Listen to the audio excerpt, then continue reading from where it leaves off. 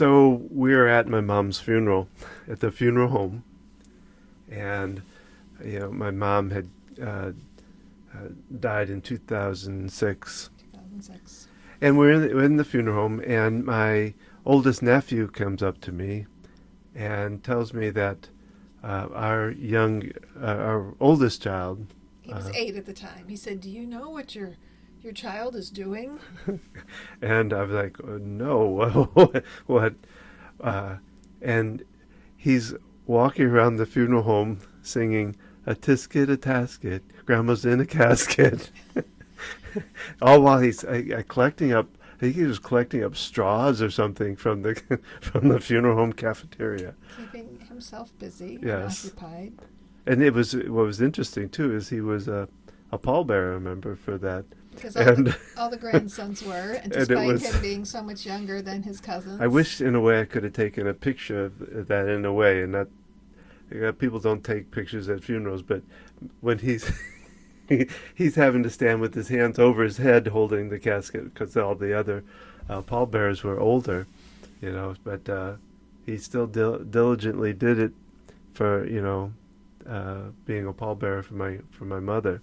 So even though she was 79 No, she was 82. at her death, it was a somber occasion at the funeral. Everyone was quiet and calm, telling stories. And And here here's is our a 8-year-old tisket, a son. tasket, grandma's in a We casket. live miles from the rest of the family, being in North Carolina and they're in Missouri.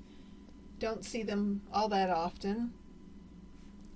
And he's comfortably walking around the funeral home during the wake, the viewing. Well, and he had, of all of our children, he had the most contact with my mom, and had fun with her. She was always really good with him. So I'm sure he was connected to her in some ways. It's kind of how he processes things matter of factly as a Yes. child. And so I remember being there when Marty said this, and it was kind of funny, and yet, do we need to correct this? And yet, that was his experience. So, Well, I mean, and if you think about my experience at my grandmother's funeral, I got locked in a bathroom and panicked and was crying, and so it's these experiences at funeral homes. So, well, hello, this is Don and this is Gina. with Focused Healthy Family, and today this is podcast number 57, and we are talking about caregiver burnout And grief. and grief. Yes, but before we get into that, let's hear a word from our sponsor. And we're back. And again, today we're talking about caregiver burnout and grief. And, we as we were talking about this topic, the idea of grief came up, and had never really thought about the fact of how grief ties into caregiver burnout, because uh, when you're caring for an aging parent, they've changed. They're not necessarily the person they were before for whatever reason, whether it's dementia or even physically they've changed, and so there can be grief involved in that. Sure. If it's your spouse, grieving the change of your relationship, the loss of certain aspects of the relationship that you no longer have.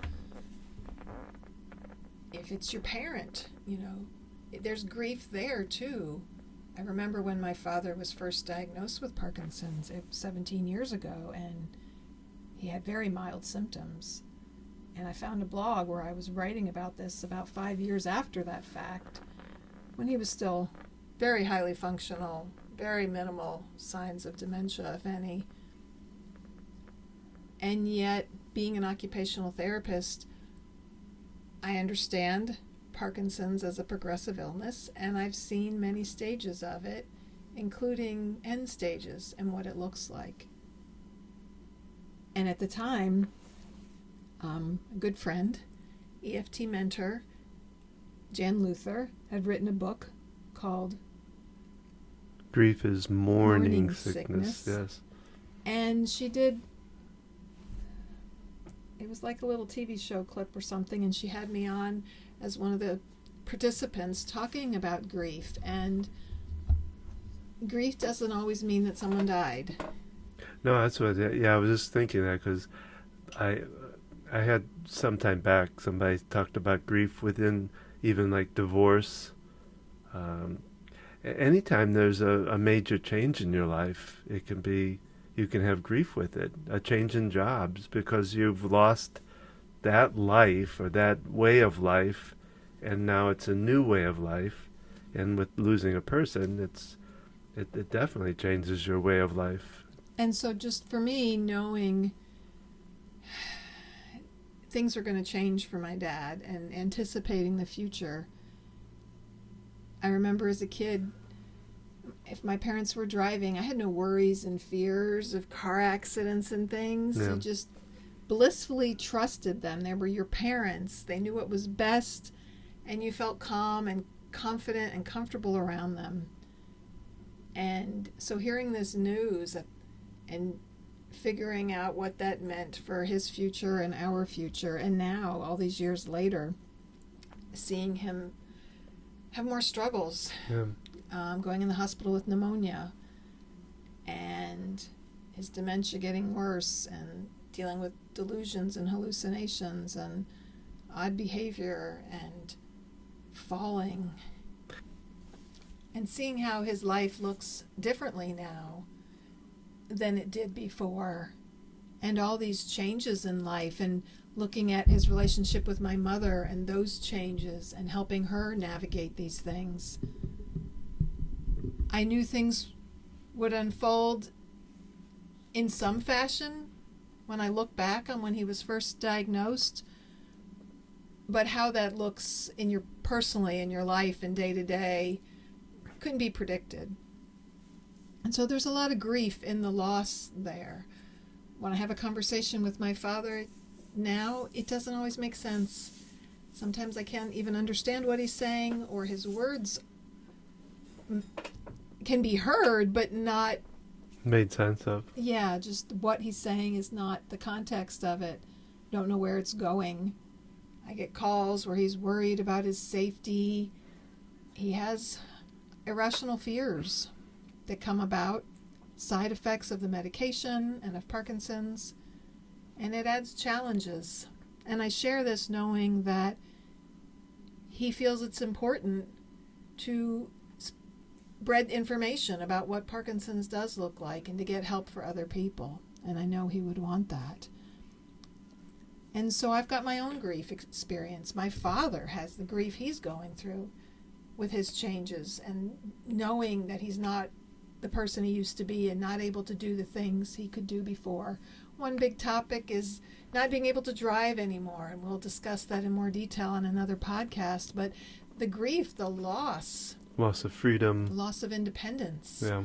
And then for my mother, as the caregiver, the loss of her independence. Her role has changed now. She's managing his medication and all his day-to-day activities and being the only one driving and taking care of things. The loss of a partner, Yeah. in a way. I mean, no, he's still there physically, and he's still there in emotional way too, but not anywhere the same as he was before. It's different. And so it's very different. And I remember this post that I was reading, I wrote 7.5 weeks, to be exact, after Don's heart attack in 2011. And I remember going through my own grief and realizing that our relationship was changed. Yeah. I now was the caregiver for my husband, and I saw him differently because... Which side's better? Oh. I thought you were doing are you talking to me? Who are you talking about? And looking back on it, I suffered with like chronic bronchitis for really about a year after your recovery. It kind of didn't hit me until about 6 months after your heart attack, when you were more fully recovered. And I came down with bronchitis, and I kept getting treatments, and I kept coming back. And our lungs are where we hold grief, Yeah. metaphysically speaking. And,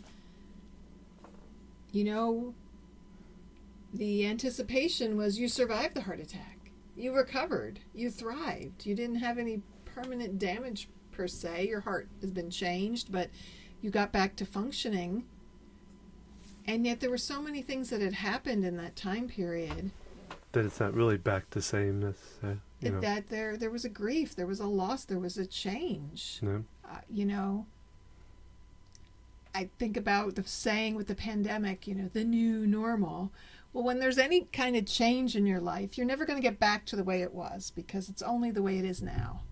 And so things are continuously changing. And with that change, there can be grieving loss of when your child turns 1. Parents out there, do you remember that? Mm-hmm. That sense of, oh my gosh, I don't have a baby anymore. These milestones can bring joy, but they can also bring sadness, as does seeing our aging parents or caring for our children, watching them with their struggles. The first time your kid has a car accident and you get that phone call, and maybe it's a minor one or maybe it's not. All these moments in life. They work towards the burnout. And when you're exhausted for caring for someone, you have that underlying grief going on, yet that doesn't always get addressed at the time. Mm-hmm. And how do we recognize when we're getting burnt out? Because when we're exhausted from caring for someone else, just like I was with you, caring for our young kids who were 2, 9, and 13 while you were recovering from your heart attack, it had a negative impact on me and my health. And so how do we identify that? How do we stop and take care of ourselves, especially when we're in the midst of still caring for someone, especially talking about an aging parent or spouse or partner? You still have so much you have to do. Yeah, the world doesn't stop, unfortunately. We'd love it to, because then you could take a little time to get things straight in line and get it going again. When I was younger, I used to want the world to kind of freeze for a remember moment, that. kind of put everybody on freeze frame and let me catch up, let me get some things done. That. So how do we do that? How do we stop in the midst of everything we have going, whether we have young children at home or we're juggling both raising our children and caring for an aging parent? Well, I think it comes to a matter of you can make the decision to stop, or you can have the universe stop you instead, which is what happened to me, really, because I didn't recognize the stress that I was going through. We were going through quite a bit with our first daughter with anxiety, and I don't think I recognized how kind of burnt out or stressed I was getting, and I didn't see the signs of it, and so it took the universe. I always called it my 2x4 to the head, to put me down with a heart attack, to make me stop and slow down and say, okay, wait a minute, what do you need to do here? So maybe we need to think about what some of the signs are. What are some of the things that can tell you that you're heading towards a burnout or heading towards a stressed out place? My first thought is fatigue or being tired. And when you're in the middle of juggling a lot of things, yeah, it's you're hard likely to see be that. tired. For me, it's looking at how am I eating. Am I stress eating? Yeah. Am I chocolate? Binging on chocolate? We get these grain-free pretzels Yes. that are yummy, which is funny to me because I grew up and that was like the snack of choice my mother would always buy, and I just got tired of pretzels. Well, then I went gluten-free and I missed pretzels. But I can go through a bag easily. And so paying attention to my eating habits. Am I just binge eating? Am I just craving junk food? Am I just eating because I feel like it's going to fill some unmet need and yet it doesn't? Am I getting out and exercising? Yeah. Am I doing the things that I need to for my own self-care? And even if I'm doing those things, it doesn't mean I still can't experience burnout. Every so often, Don and I get to go out and have a night for fun. Wow, what are those? The last time was actually when our child was in the hospital. Oh, And There was no way to be able to be there for her because they wouldn't. The visiting hours were a certain Yep. time of day, and so we went out and realizing, I don't think we realize it until we go out, just the two of us, and we have to tell ourselves, okay, let's stop talking about the kids, let's Yes. stop talking about whatever, the business, and have fun together. And realizing, I remember that night, I was just exhausted from the whole experience, from the emergency room to getting her admitted on the unit, and just Well, there's so many things physical and you had to emotional you exhaustion. handled. I mean, you did a lot more than I did as far as, but because of food issues that were, in the hospitals, lack of nutritious food or gluten frees and things like that, you had to do a lot of advocating for her and getting her out of that safe room and things like that. That It was was exhausting. yeah. And I so remember that night we went out, it was just like, oh my gosh, just a chance to get away, listen to music, kind of forget about all that, if even for just a couple hours, how much that was needed. Yeah. I think it's important that we have to recognize when our mind, when we're foggy in mind and we can't get our thoughts together. That could be another sign of it. And I don't mean we blunder through conversation or something, but just that it's a lot more effort, a lot more thought process to get our thoughts. And I like catching myself looking for my keys when I'm holding them, or glasses that are on top of your head. And you look for those could be signs that you're so busy that you can't put your thoughts together straight and corrected. And so it's something to think about. Is if you're feeling that, you might see if you can stop yourself and think, what is going on for me? What is happening? And look at your day and look at how you're spending your time. That could be one way, is just kind of jotting down how you're spending the hours of your day, just kind of logging it very quickly and very simply, getting ready, driving, the errands, whatever it is you have to do throughout the day, and look at that. Is there anything that you are doing on that you really chose to do, that was I'm going to do this for fun?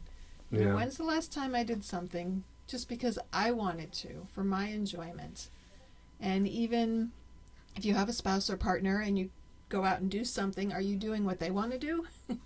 Yeah. Are you both getting to choose activities?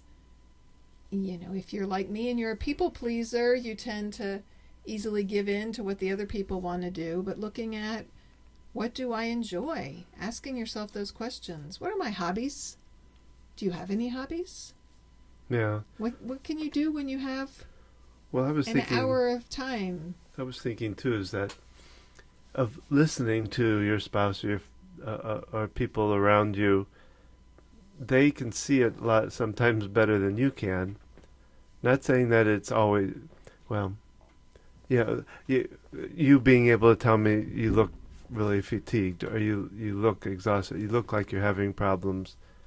I'd say just at least listen to that, and don't treat it lightly necessarily. It's hard because I don't like people telling me what to do, what I'm doing, or how I'm feeling, or whatever. Well, but coming up to you, man, you don't you look look good. like crap. What's going on? But at the same time, we need people in our life to recognize that. Like, wow, I'm picking up that you're tired, or you got a lot going on here. Yeah. You're looking like Because you need. I remember when I went in for the when I ended up getting the open heart surgery in 2019, years after the heart attack. I remember all I had to do was say, I'm feeling a little tingling in my shoulder. And I think you grabbed me faster than I ever imagined. It was like a whirlwind. You said, all right, here we go. And you were off. I took me off to the hospital before I could even think about it, hardly. But that's what I mean, is that you definitely recognized it without question, that there was something wrong, and helped me to, because I probably would have said, "Oh, I'll just give it some time or something." And it was Wait, when are you talking about this? The when I went to the Oh, hospital for before the your open heart surgery. yeah the Yes, you were like having November or some. You whatever were it having was, some chest pain, or and October. It was the end of you October. took some what's that stuff you take if you're having chest pain? The So, nitroglycerin. and it didn't help, and it was still having pain. And now that we have a hospital less than 5 minutes from the house, I said, we're going. I know.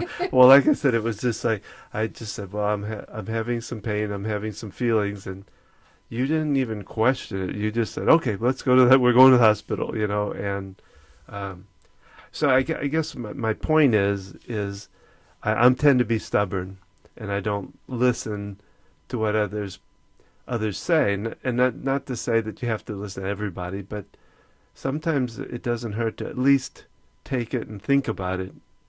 You know, if somebody's saying that, I'm noticing this or Right. that with And you're you. talking about your heart attack and noticing that your heart wasn't functioning properly versus, I mean, you're talking about your heart attack in terms of burnout and that you were Yeah. exhausted. Yeah, I was. And stress is a contributing factor to heart disease. They say that all the time, but no one really speaks about it openly. That's the elephant in the room, I used How to say. do well, just don't be stressed. Be less Yeah. stressed. But it's a huge factor. And for you, it was that and genetics were like the kickers with Yeah. it. So And so that's one issue. And looking at burnout and noticing, paying attention. And so, yeah, I'm busy paying attention to signs and what's going on with you and getting you to the hospital and doing what you need and taking our kids doing what they need. And then what does that look like on me? Yeah. Well, yeah. So you, I think, suffered from a lot of burnout on after the fact of all of that. You had to take care of everything when I got home from the hospital, for probably months. It was the responsibility. It was all on your shoulders, and it showed. You had went into some depression, and you had issue. And now you've started to take care of yourself. You do more. Like you did And with it's more than just because I always thought I took care of myself. Had me time. I did things that I enjoyed, and yet maybe even more it goes, concentrated. It goes deeper than that. It's more intense. You can distract yourself and play a game. Yeah. Get out of your head for a little bit, which can be calming and a nice activity to unwind. Don and I will sit and watch. We have a whole bunch of TV shows now with Netflix and Hulu and everything that we watch, and we unwind. And those are nice ways to unwind, and yet they're not necessarily nurturing us and building us back up. Yeah. And so we need to have those things that really nurture us, and there's got to be some recognition of where we're at in our struggle. I try to keep a daily gratitude journal. And I know when I go for periods of time without writing in it daily, and it doesn't have to be long entries, just taking a couple minutes, something I'm grateful for, something I'm putting out to the universe to be grateful for, just some positive intentions. Doing that for a couple minutes each day makes a big difference. Yeah. And right now, it's been probably a week since I've written in it, and I've eaten a lot of pretzels and a lot of sweets. Daughter's been home, and we played some family games, and you picked up some gluten-free sandwich cookies, and I picked up some peanut butter cups, and oh my gosh, I ate more sugar last night than I've eaten in months. And it shows on us, I think. And I'm tired, and I'm just feeling lazy and not a lot of energy. And I'm remembering, I've been writing in my journal, and I've pushed myself to walk, and that's been a huge thing for me, is that I get out in the morning while everyone's sleeping. And I remember years ago, you would tell me, you really should get up early and walk. Yeah. This is so good. I do this. I like to get out there while it's still dark. And I was like, nah. And now I'm the one out there walking, and I'm going, Don, You should get out and walk. You exercise in the house, but something about being outside, how grounding it is. Yeah. I love going at sunrise, and I'll go in the winter even when it's cold, and we'll bundle up just to see that sun. Well, and that that brings up a point too, though, that I think is kind of important, is that it's not about the spouse or the friend or whatever pushing you into doing things. It's by their example. Sometimes that really, how you influence somebody else to do something is just by doing. You can invite them to join you rather than saying, you should be doing this. Look what I'm doing if you did this too. But hey, I'd love for you to join me sometime. Or just doing it for period where you. Or, if you have young kids, telling your partner, what can I do to take the kids? I'll watch the kids if you want to be able to go out and do this, or what it is, whatever you would like to do, because realizing it looks differently for everyone. How we get replenished and recharged does look different for different people. When it comes to the point that another point I was going to talk about and things you can do is asking for help. Don't be afraid to ask for help. And on the other side of it, saying to someone, how can I support you? Yeah. Is there anything that I can do for you? How can I help you care for yourself? No. And then taking it a step further and offering. Are you the parent who's always taking care of the children? Well, the other one needs to step up sometimes and say, hey, I can do this for you. And you also need to advocate for yourself. If you're that one feeling like you have everything to do, is saying, you know what, we need to talk. Finding other friends or family members who can watch your kids, who can step in and help in other ways. We've got to support each other. We've got to have a support network. We've got to know when to ask for help. And we also have to realize when we can say no to things. Yeah, that was another one. Realizing, you know what, I was going to attend this party, this event, but I just need a down weekend. I just need time to go nowhere. I used to call in sick to work, and it was usually I was sick from exhaustion, but I would physically get sick. And it's so much better to take a mental health day proactively when you don't have a fever or a sore throat or a stomach virus, to be like, no, this is a day I need to recharge. And so planning for that, depending on the field you work in and the type of work you do, whether you can do it spontaneously or how that looks. But it is so important. We need downtime. I know now when I have a day and I don't feel like I get a lot done per se, or I watch a lot of TV, I try to say to myself, well, that is what I needed today. And forgive myself. And realize, okay, that's a message to me that I'm struggling, I'm feeling overburdened, I'm feeling overwhelmed. I have so much going on that it feels like too much. And I need some recharge time, and recognizing that. And it's better when I can recognize it and say, hey, you know what? Today I'm going to choose to do this, and thinking about it thoughtfully.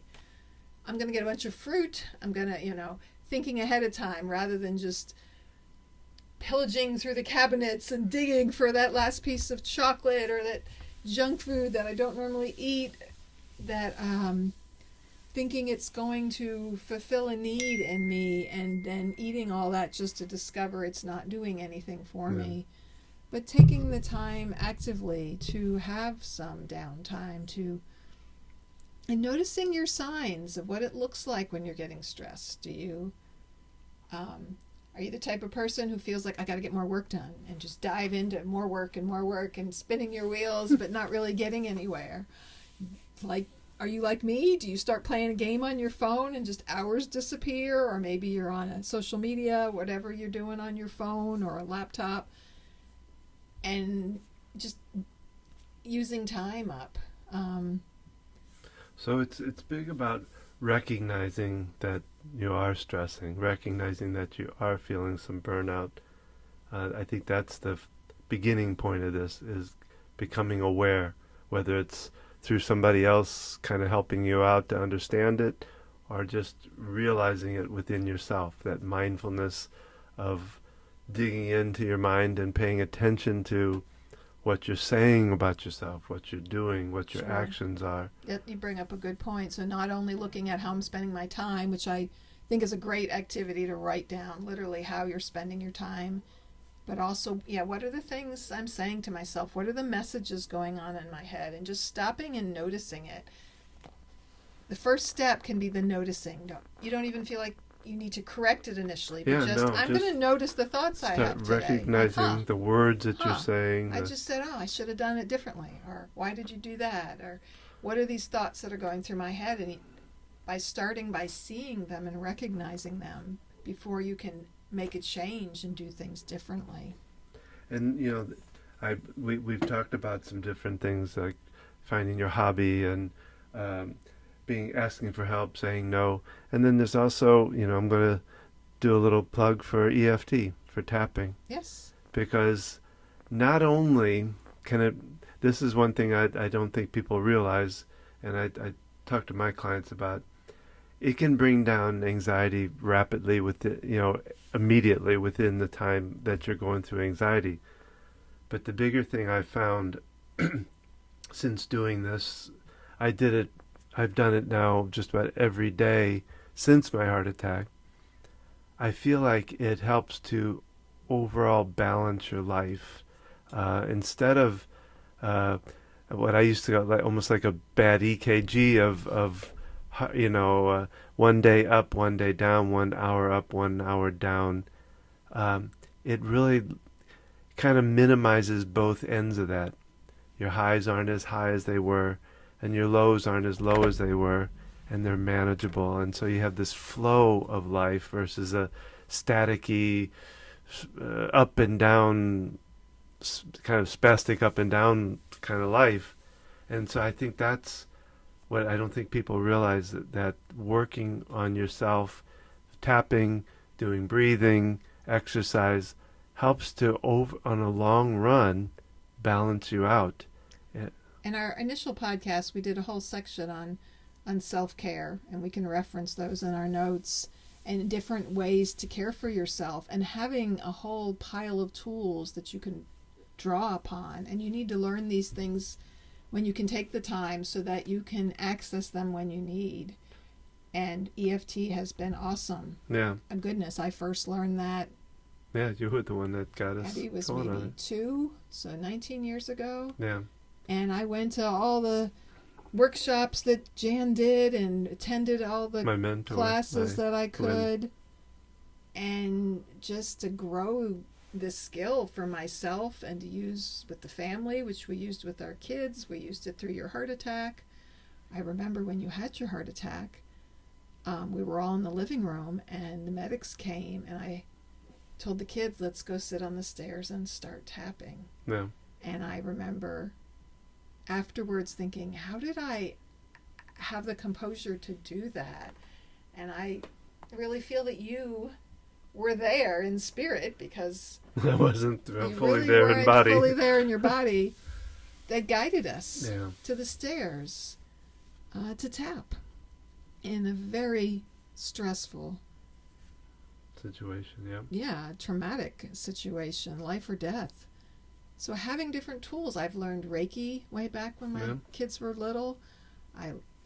We had Reiki play dates where the moms got together and practiced Reiki on each other and the kids could play. And there's so many different tools, from meditation, journaling, walking. Yeah. Things that you can do. And I mentioned going outside before, because grounding and just getting outside, it re-centers us, it rebalances us. We are meant to live within the world we are on, and to step out into nature, to put our feet on the earth, to breathe the outside air, to look at the trees, listen to the birds, and reconnect. And doing these things, even for 5 minutes or 1 minute, can be beneficial to you and those around you. One, thinking about what we talked about as far as awareness, I think another big step in that is acceptance. Because what we don't want to do is fight the thought or push the thought down or distract ourselves from the thought necessarily. We want to accept that's what we're like. If we have negative thoughts about ourselves or our situation, the common thing we tend to all do is to say push it away or to beat ourselves up about it. We have to be able to accept the thoughts first so that we can change it, because it's important to change our negative self-talk, especially around this burnout part.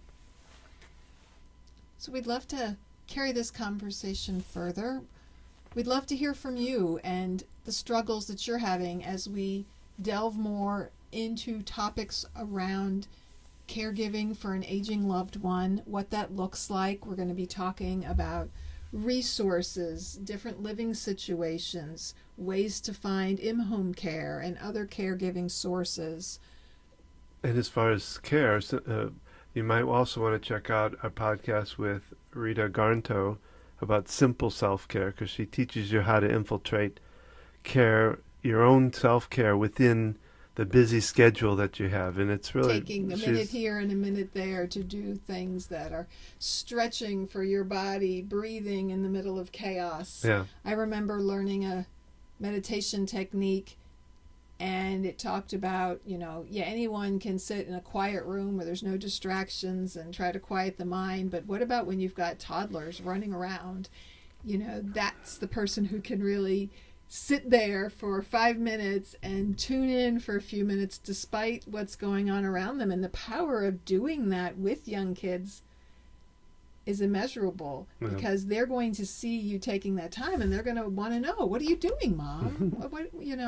And they're going to want to imitate you, and they're going to learn from that experience. So finding ways, despite the busyness of what we have going on, it's so important. And another fun side note, when you were going through open heart surgery, you were taken back, I don't know if it was 6 or something, really early hour of the morning, and I was down in the lobby, and wherever the surgery waiting room area, and Harrison was going to be joining me, but I was there by myself for a couple hours, and I remember doing my yoga stretches there in the lobby. All these people sitting around waiting for their loved ones having surgery, and I'm doing tree pose and downward dog. And I remember telling a friend later, and she laughed at me, and it's like, but that's what I knew I needed to do that. Yeah. I couldn't just sit endlessly for hours in one position. I needed to stretch, I needed to move, and how important that was for me. More recently, when our child was in the emergency room or behavioral health unit, walking around the hospital, and listening to music, getting out, moving my body, I needed that as a de-stressing technique. And so pay attention to yourself. Tune in, become aware, notice the thoughts that you have, think about what you do enjoy and when was the last time you did that. Look at how you're spending your time, and see what different choices you can make, and also what conversations you can have with your loved ones to make sure everyone's getting their needs met and that they can all have opportunities to recharge and replenish. So that's our podcast for today. We hope you've enjoyed it, and if you did, please share it with other people, write us a review, or leave us comments and feedbacks wherever you listen to your podcast. Check out our website at focusedhealthyfamily.com. That's focused with an ED. You can see our blog there, all our other podcasts, our Tuesday Tip podcast. You can follow me on Instagram, Gina at Focused Healthy Family. And remember, how you speak to your children today shapes their future and yours.